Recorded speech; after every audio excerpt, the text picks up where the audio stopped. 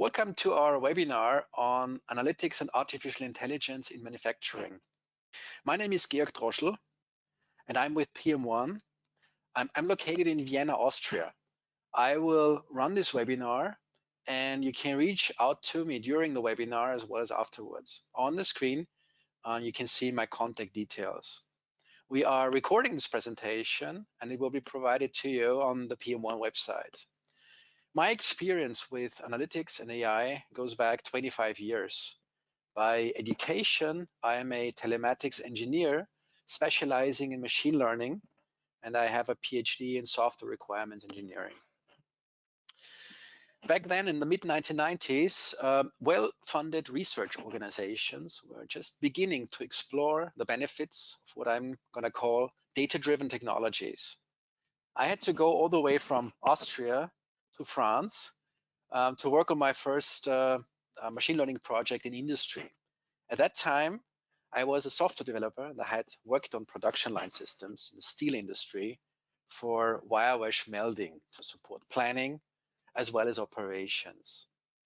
And as we speak about artificial intelligence, if I were to compare my first machine learning project with human cognitive capabilities, I would say it was supposed to have eyes. Yeah? It was a system developed for an automotive supplier molding rubber. And this is what we now call predictive quality analytics. And I'm going to come back to that in the webinar. In that system, I used image analysis to identify whether a part coming out of a press was good or not. Yeah? On top of the assembly line, there was a camera, and we took pictures of good and bad parts, which were then fed into a learning algorithm, leading to a decision model. For each new camera picture, the model could make a forecast whether quality was good or bad, aiming at improving the quality inspection process.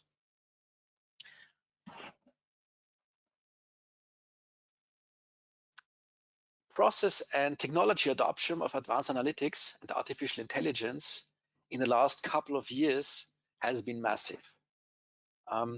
There are numerous benefits of data-driven manufacturing. Nowadays, most companies have been collecting data to feed into analytics models, and accordingly, there is a variety of benefits of using this data in manufacturing. And enriching this data with analytics and AI, and I will pick a few examples from the list because it's too comprehensive to cover it in too much detail.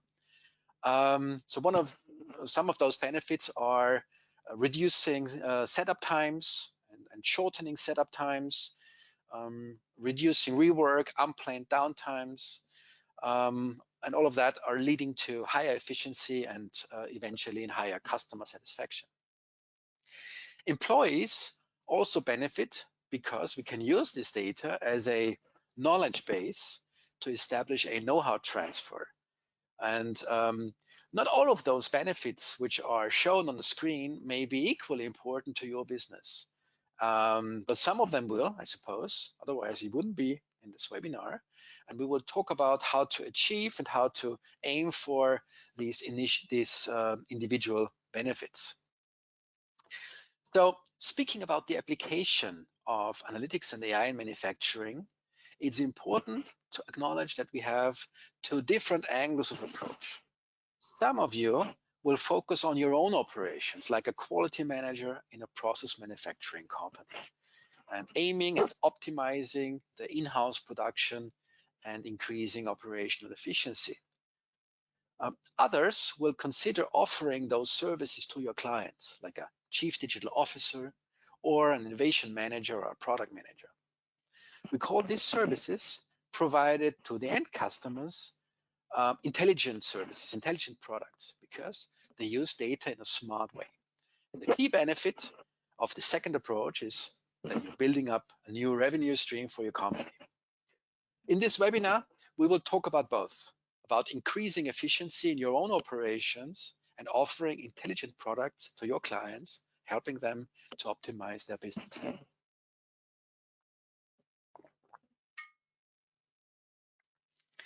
In the first part of the webinar, I will talk about increasing efficiency in your own operations. After that, I will focus on offering intelligent products to your clients. In both parts, I will talk about practical examples.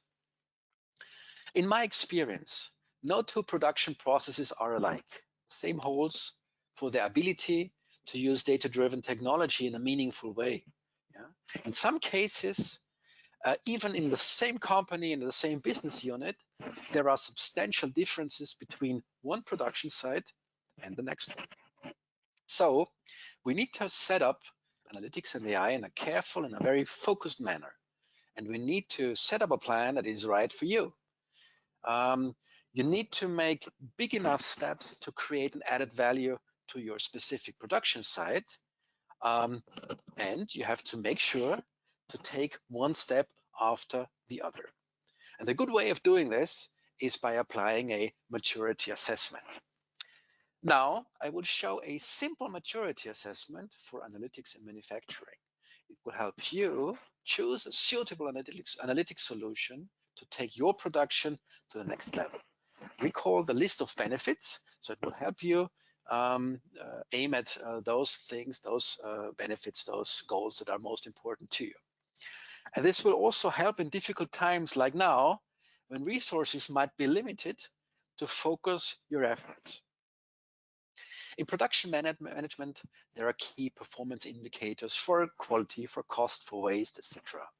I will apply digital analytics to such KPIs and present a simple maturity model to evaluate the level of analytics in your manufacturing process and to plan the next steps in order to optimize your production. And we will build the maturity model from ground up. They say you can only manage what you can measure. So you need to provide easy access to your key KPIs, to your employees, to your managers. So for example, is the number of defects acceptable to your customers or not? And this type of solution is typically implemented using a BI tool, a business intelligence tool. And this is what level 1 in our maturity model is all about.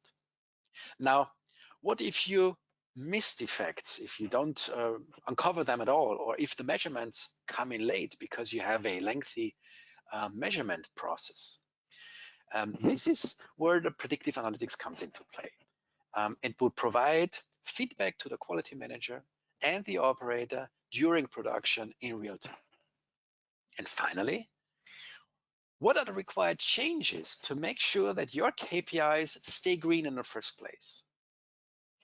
This type of application, we call them recommender systems, and we will refer to them as level 3. And what's a recommender system? So for example, a machine parameter recommender provides the machine operator with a good parameter setting to get back on track when needed. Yeah? So it's not just a traffic light like on level 2, which says, yeah, you're on track or not, but it's also a recommendation what to do to get back on track, to get back to green. Let's take a closer look at level 1. In your production, is there a daily management tool like QDIP or SQDC, or any combination of letters for your KPIs? And if so, is it fully automatic? If your answers are yes and yes, then you manage to easily cover level 1. And this is an example. In fact, it's 2 examples how this could look like. On your left, the good old classic way, which print with, for example, with printouts of letters on the wall, showing how you're doing each day this month. The digital version on your right offers easy access to those same KPIs now on your PC, on your mobile phone. Once this has been implemented using a BI tool, it's a very nice way of for daily inspection. It's really low effort daily inspections. However, there are limitations for this type of solution. First of all, you won't get much faster than a daily inspection rhythm. Yeah? So if you want to do it every hour or a couple of times every hour, you need to find a different solution. But also, you might only sample a limited number of products produced. And if you fail to measure more than a very limited sample, it won't help you either. Yeah? Because you can only display those results, those measurements results, which were in fact measured and recorded. And finally, if you have a lengthy quality management process, which might result in delays, you will end up producing bad quality product without even knowing that. Yeah? So to optimize operations further, we need to find a more capable tool and provide it to the operator to take action immediately. Yeah, level 1 is still good. If you want to move on, it's a good basis. Yeah, but it's really a base. It's the first step, and now I will show you what the next steps look like. So step number 2, level 2, is predictive analytics. Yeah? How does it work and how will it help in manufacturing? I mentioned the traffic light, the outcome of that traffic light. We need to know it as fast as possible. Yeah. So if we know that there is something wrong, we can find the reasons. But before knowing that traffic light, we will produce bad quality product.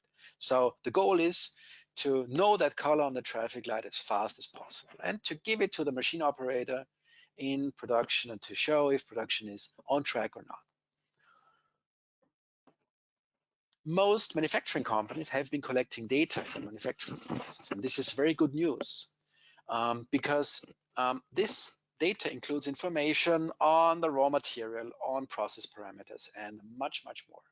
And we can use this data to try to model the physical and chemical relationships of the process on the outcome. Yeah? So how does it work in principle? We will use historical data, the data that has been recorded, for model building. And then once we have that model, to use new data in model application in order to determine the color on that traffic light. And this is what level 2 is all about. Yeah? So using this prediction model, we can show to the operator what is going on from a quality perspective long before the measurement has been completed. So I said it's 3 steps. So let's try to take this even one step further. Wouldn't it be nice if the traffic light stays green in the first place, or at least to make a single adjustment to get back to green. Yeah, so not tweaking it and trying and trial and error and stuff, but just make one adjustment and then it's all good. Yeah, that's what we're aiming for, of course. And this is what takes us to the machine parameter recommender, which is the most forward-looking analytic solution I'm talking about in this webinar. The machine parameter recommender uses data to provide a parameter recommendation to the operator. It will take into account the specific product being produced now. So it's much more than you might have your folder and the optimal golden badge product definitions and all that, but this is really dynamic. Yeah, so this is taking into account the current product, the current order, the current temperature, so it makes a difference between productions in summertime and in wintertime. It will also include humidity and that information like that. Yeah? And if you have such a machine parameter recommender, it will shorten the time needed to get back on track and avoid afterwork and waste. And this is particularly useful, for example, in if production is going on during weekend, during a nighttime, when maybe not the most experienced operators are in operations, and also when you have products that are not so often on schedule. Yeah, so it's a good fallback mechanism for anyone, and particularly helpful for those who may not have that much experience for the different setups for that machine. Yeah. So the parameter recommender is also a very good tool for knowledge transfer. Now, it's quite easy to determine your manufacturing analytics maturity and find out what's your first step and the recommended approach for you by simply using this model. And so how does it work? Walk through each of the 3 levels that I've presented and simply name those analytics models running in production today. Yeah? To extend your analytics capability, to take your production to the next level, either 2 possibilities: either choose a new KPI you're not covering with analytics today, or take an application for a KPI that you're covering already to the next higher level. So I've told you about those 3 levels, about KPI display, KPI prediction, and parameter recommender. You could implement all those 3 at once, but it's much more likely that you focus on a sequence of 2. Yeah? So for example, you build a prediction model for one key quality KPI first, and then using the KPI prediction, you implement machine parameter recommender. Now that we have considered different levels of analytics and AI technologies, I will talk about 3 specific cases we at Pier 1 have implemented. Cases 1 and 2 are from production operations, and the third case is from the area of production planning. First one I'd like to talk about is from Austria, from Mondi Release Liner. Mondi is a leading company in the packaging industry. And the central step in production is coating of rolls with silicone. Customers of Mondi will then apply another layer, such as tape, and the applications of the customer, for example, a coupon or a sticky tape. So that application should not be permanently connected with the base paper. And the key product characteristic that's the goal that's being managed in that process is the strength that needs to be applied to separate that customer application. So for example, the sticker or the the cover for the sticky tape with the base paper, with foil, and that's called the release value or the separation value. In one case, it should be easy to remove. In another case, it might be, or it should be, very difficult to remove. Yeah. So if you have a packaging label for a hair shampoo, it should be in the middle range. If you have your company car and maybe a logo on it, it should be rather difficult to remove. Yeah. So you get the idea. So what was the situation before starting that project? Mondi had been collecting comprehensive data from over 10 years, and they were asking themselves what they could do with it. Yeah? And I'd also like to mention that there is a diversity of products at different production sites, and also the machines have been set up using very different values, simply because the raw material is a natural material. Yeah? So it's not that there is one simple solution to the setup. Yeah? So there are a lot of relevant process parameters, over 1,000, and the machine operator has a choice for still a lot of parameters, over 100, that can be changed for that production process. Yeah? So an improvement project was started using analytical models, methods, and machine learning.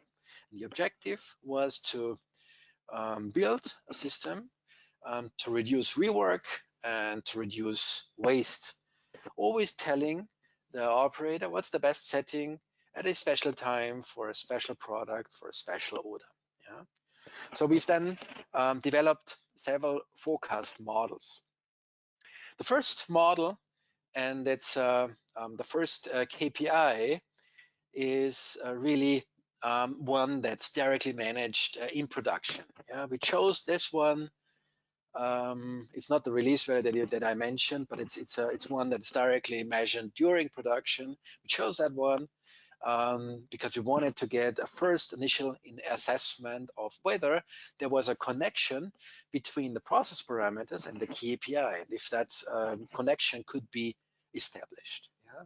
And there was a second benefit. Because this was directly, or is being directly measured in production, it's a good basis for discussion between the IT team, the data science team, and the operations people, the people on the shop floor. Yeah? So the outcome was a model, or is a model that forecasts and puts the measurement results in one of 5 groups. And the operator receives information by means of a traffic light during this the ongoing production. Yeah? So after that first model, we tackled the key KPI, the central quality KPI, which is the release value that I briefly explained, yeah? The force of separation. Another forecast model, here it's a numerical forecast, so it's a number plus again a traffic light display. Now the difference here is that the measurement is normally performed or is performed downstream of production by a quality team. Yeah. So there is another benefit of using this analytical prediction model, because the forecast is provided directly in an ongoing production. Yeah. So the results of the 2 traffic lights are then provided to the operator, and it's a clear indication to the machine operator if he's on track or not. Yeah. So I told you that on level there is a level 3, and the objective was also to come up with a recommendation system, yeah? And to handle those numerous this process, this machine parameters for those different products and configurations. We needed to provide a suitable machine parameter set. So we came up with a machine parameter recommender model, which provides those propositions, those changes that the machine operator should be considering on that same display. Yeah? So overall, there are several prediction models plus a machine parameter recommender providing a recommendation of how to get back on track. So what is the benefit of such a system? First of all, rather than having a project optimization approach, yeah, can I run my production 10% faster or not? We now established a continuous process control, yeah, which is a new approach to quality assurance. And second key benefit is, of course, a reduction of rework and waste and silicone costs. So moving from this first case, from coating to metal processing. If I were to compare the following system with human cognitive capabilities, recall we're an AI webinar, yeah? So what can this artificial intelligence do? I would say it has ears and eyes, yeah? The company here is a automotive supplier in the area of metal processing. And don't get yourself confused by the picture we're showing here. It's a production plant with a robotic welding process, but the production item I'm talking about is part of the chassis. Yeah, it's a different picture here. I simply cannot disclose the specific unit here. Yeah, but I think you will get the idea. So in this production process, there are 2 industrial robots welding in parallel. And before the IT team at PM1 started to work on that system, there was already an automatic visual quality inspection. So pretty much like the one that I mentioned initially in the webinar. Yeah? However, there are limitations to a visual inspection. You can only find defects on the surface. Yeah? So what we then built, or what my colleagues then built, was an extension to that system, performing an analysis of data coming from microphones and sensors picking up vibrations. Yeah. So we carried out an anomaly detection, an error detection in the weld seams. Yeah? So in fact in the process of welding. Yeah. And the new result of this quality checking system is using a combination of the initial visual inspection with several images and the signal analysis from the acoustic sensors. Yeah? Using digital signal processing combined with machine learning. So how does anomaly detection from acoustic data work? What's the approach? What's the principle there? The aim, again, is to perform an error detection through automatic analysis of acoustic and vibration data. Yeah? And in this case, errors are to be identified in very complex and extensive machine sensor data. And let me show how this works in principle. In the bottom part here, you can see a frequency spectrum taken from a microphone, and the data here was already processed. In the middle area, you have a change in structure. Yeah? And we use these changes to derive errors. We do this in two steps. First of all, you have to treat the acoustic data. Yeah. So why is that?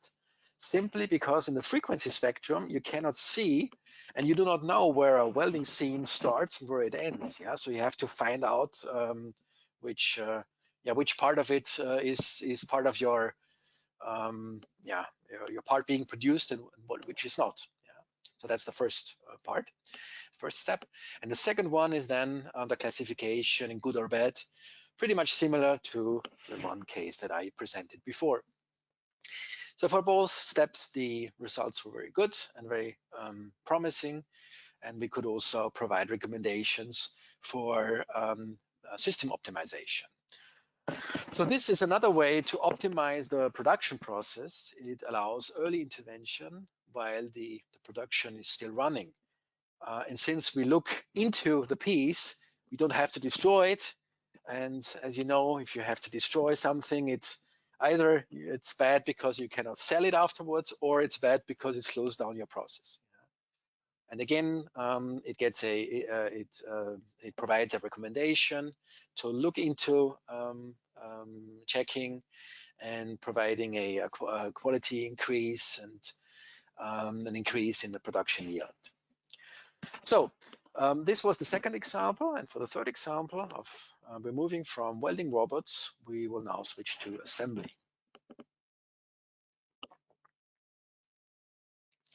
This third case is from a leading manufacturer providing connectivity solutions.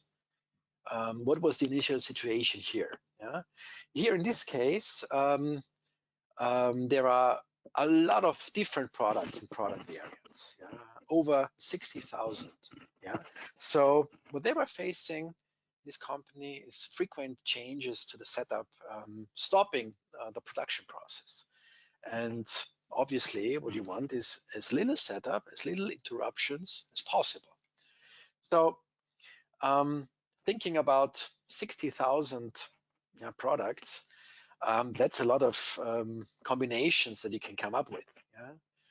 And in fact, people have been studying this for years. Two teams have been studying a couple of batches, and they could only analyze a few hundred of those products. Yeah? So if you take one product out of 60,000, and if you want to compare it with another one, you end up with several billion combinations.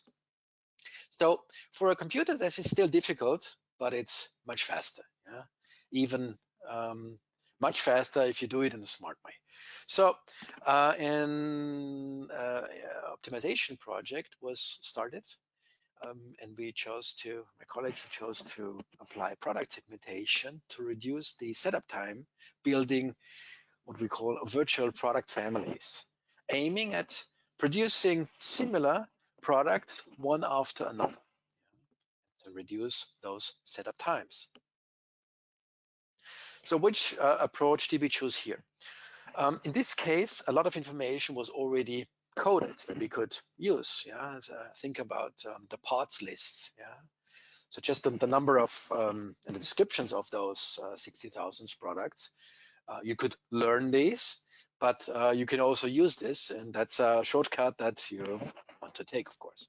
So first step was to encode this information in, if you're familiar with computer science, in graphs, in trees, and in a way that the graph, the root node would be the entire product, and then combined with different elements. Yeah, so in the root nodes there would be like the raw material gold or copper or tin, etc. That would be the leaves. Yeah, and also we included information. Is it a packaging part, or is it something which is, you know, to be sold? And only in the second step, machine learning, data science was applied. Second step was to compare product families and to, in fact, provide a grouping using similar products in a segmentation algorithm. The output from those 60,000 products, an algorithm derived about 100 virtual product families. Yeah, and this can be done in a few hours only.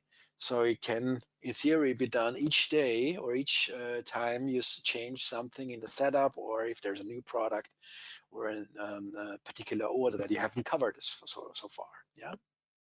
So the benefit is to reduce these setup times, and also in this work we uncovered new combinations of product families, even where the experts were not aware of, and that could also be used in the optimization of the planning process. Yeah. So three cases that we've covered, two in production planning and two in production operations and one in production planning. I would like to finish the first part talking about the collaboration of IT people, so data scientists, clearly IT people and OT people. And experience shows that IT people and OT people, they tend to speak different languages, and this can be a deal breaker. And I found myself in a situation to be a translator between the data scientists and those on the shop floor more than once.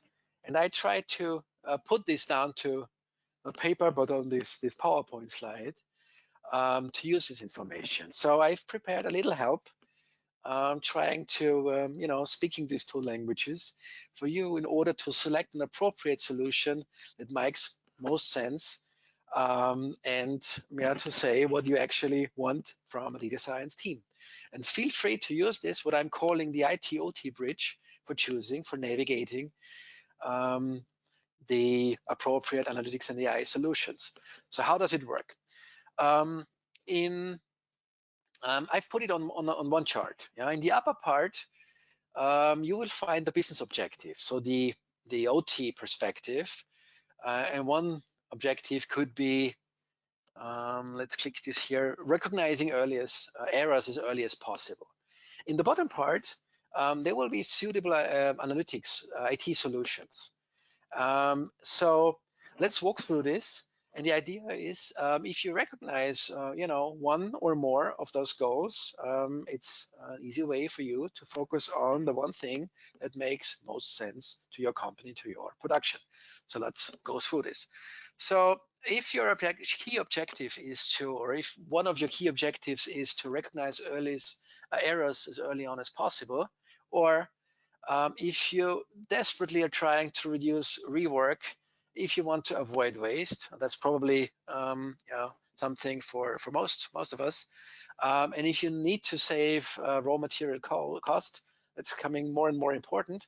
Then what's the solution from this checklist? It's a predictive quality analytics model, like the ones that I mentioned in I'm talking about in this webinar. So another one, what if you want to find the right settings as quickly as possible? If you need to correct these errors immediately, You may have the issue of fluctuation if the production site is on another continent, in another country, or if you need to simply receive and distribute knowledge. Yeah, then a machine parameter recommender is the solution of choice.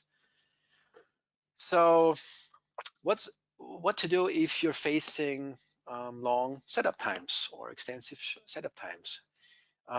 If you're producing a lot of different product variants leading to high manual effort, or if you simply want to reduce the effort of planning, then you might consider product segmentation. Yeah? So you get the idea.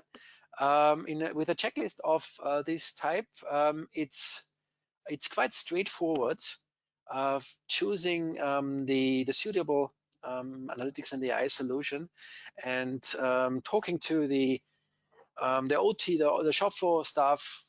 They have decades of experience, and to those highly intelligent, clever data scientists, and to make actually the link between IT and OT. So feel free to use this IT-OT bridge.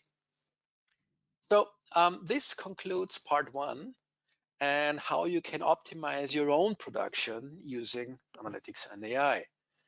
In the second part of the webinar, we will talk about analytics and AI and how you can offer it to your customers in order to extend your services and your product offering.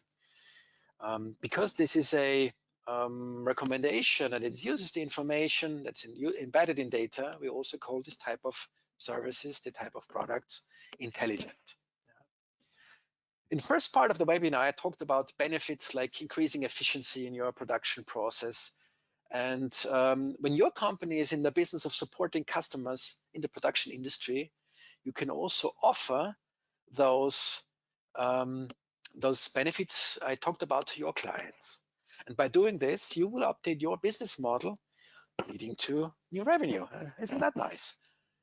Because you will also help your customers, it will help you optimize their production, and by making it more efficient, it will also eventually increase customer satisfaction. Oh, that's nice too. So let's pick an example: predictive maintenance. The objective is, and I think you heard about that, so I will cut it short, is to avoid material damage and reduce downtime. A way I'd like to explain it is, if you operate your machine really in a bad way, you not only produce bad quality product, you will ruin your material, you will ruin your machine, and that's not what you want to do. But to find this out and to track this, the solution is predictive maintenance. Yeah, and there are numerous benefits in applying it in your company, as well as a service to your customers. And these benefits include higher product quality, fewer downtimes, higher machine utilization, and an increase in production yield. Yeah. So, and I'm sure you heard this. So let's look at some practical examples from intelligent products. The first practical example, and I would like to mention it here, is from an elevator manufacturer. So it's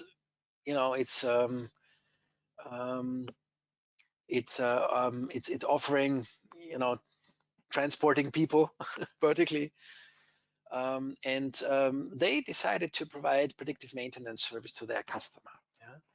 And nobody wants to get stuck in an elevator. Yeah, so the aim is to predict those failures and to avoid them, or at least to help set up the maintenance time in a structured kind of way. And this company is offering those elevators as well as this digital marketing service, making downtime predictions.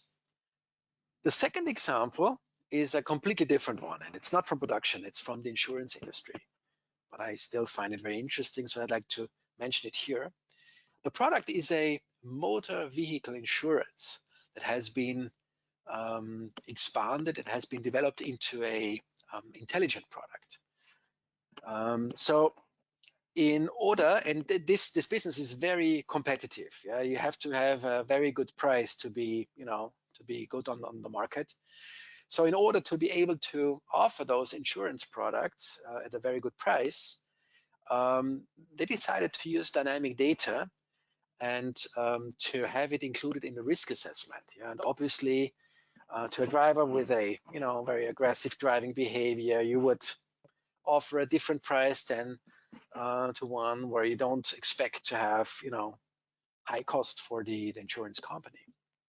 So this data, for example, the braking maneuvers, would be included, and this information can be used to suggest aggressive driving behavior or ideally defensive driving behavior. So an intelligent product was developed that creates an interface to the customer, the driver, via an app. And it automatically carries out an evaluation using analytical models. The result is a win-win situation. The customer receives a product at a very good price, and also the feedback and tips on driving behavior. Some might ignore that, but some might really appreciate that. The company gets an innovative product. So this concludes the presentation on analytics and AI, but we're not finished, so stay tuned. I hope I got you interested in the matter. This webinar is brought to you by PM1, and PM1 obviously is happy to help you implement solutions like the ones that I mentioned in this webinar. So let's spend a few moments talking about PM1. At PM1, we specialize in data and analytics solutions. We've been working with leading companies since 2007 across Germany, Austria, and Switzerland. And our strategic partners include Microsoft, and I'd like to mention 𝗰𝗂𝘁𝗶𝗺, since we are in a manufacturing webinar.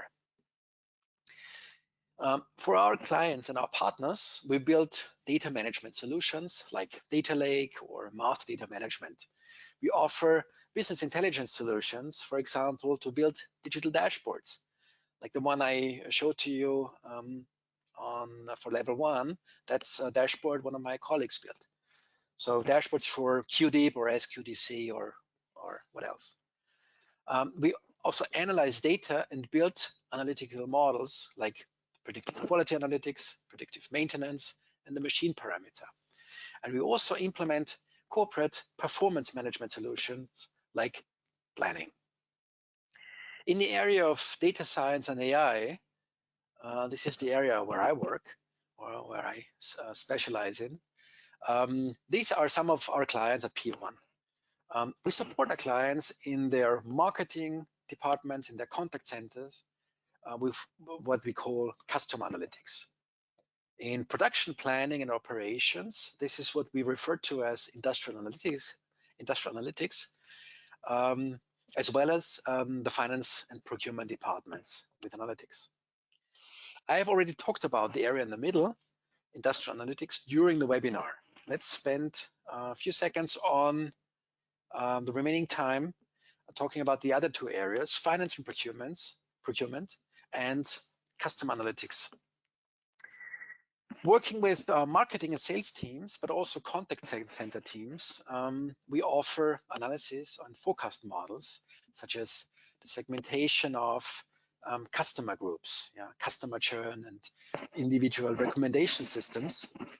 Recommender, here it comes again, such as providing information on the next best product. I talked about optimizing production planning in the webinar, and we also offer services for financial planning there. And in driver-based planning, in particular, it should be mentioned that we use our analytical models to derive the most important influencing factors and drivers for your business from data. So if you're considering driver-based planning, and if you don't actually know, you might implement a platform or start a project, but you don't get your head around what the most important drivers are. Data science is a good approach, and we offer that. Thank you for your interest in analytics and AI and PM1.